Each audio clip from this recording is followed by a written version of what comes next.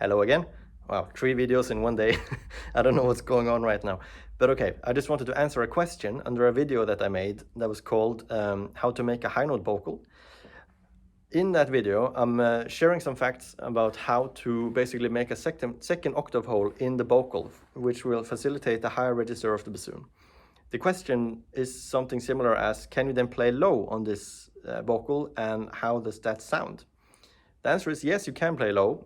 It's not a problem. And right now you can see I have this vocal on.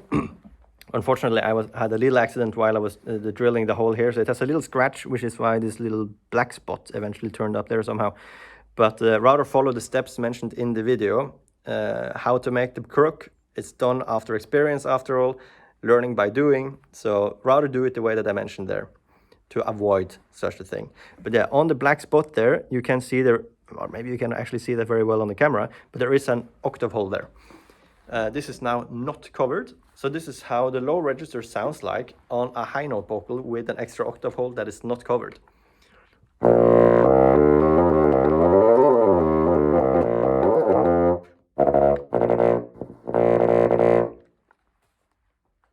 So yeah, as you can hear, it works. It's not really a big deal. The only things that comes with it is, of course, you will hear some ear coming out from there.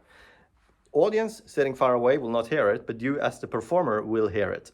So that can maybe be a bit annoying, which is why I then personally use a little cover for that. I mean, ideally it should be maybe a key, located here with even a lock that you have like here, that you could just lock this down and it stretches all the way up here. And then here you would do the same as Guntram Wolf is doing on the contraforte.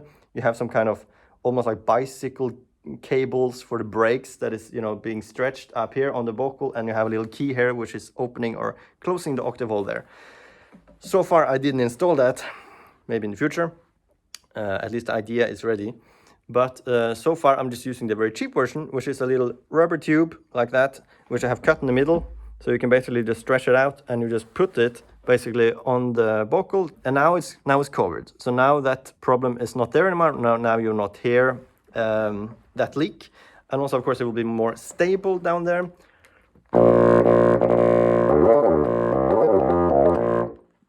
So while I would play down there on a high note crook, I would personally have this on. But as I mentioned, it is not necessary, and you can also play soft stuff far down in the register. It is, however, more challenging. For example, something like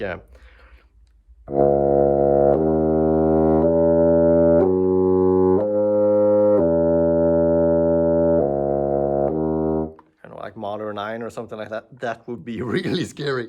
But it is possible to do.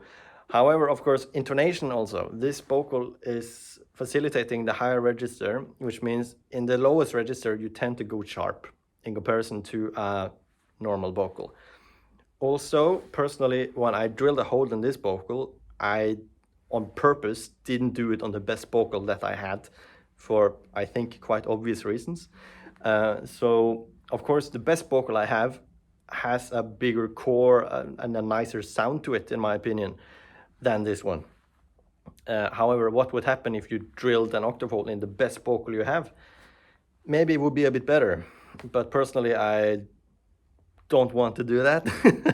I rather want to use that vocal for what is good at right now. But yeah, so to answer the question, yes, it's possible to play low on the register with a vocal that has an uncovered second octave hole.